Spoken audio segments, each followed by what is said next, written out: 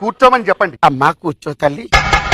ఇంతకీ మీ పేరేమిటో చెప్పలేదు. నిప్పండి. అదేం పేరేంటి విచిత్రంగా ఉంది? మా అమ్మగారు నా జీవితానికి ఏ తుప్పు పట్టకూడదని ఆ పేరు పెట్టారండి.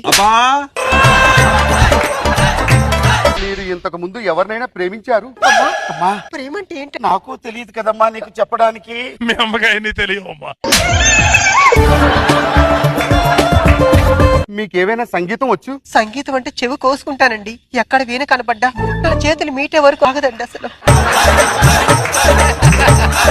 నాకు వీణంటే చాలా ఇష్టం. ఏది నా కోసం ఒక పాట పాడతారు? తప్పకుండా. అమ్మా అమ్మా ఆ వీణను ఒకసారి పట్టుకొస్తారా?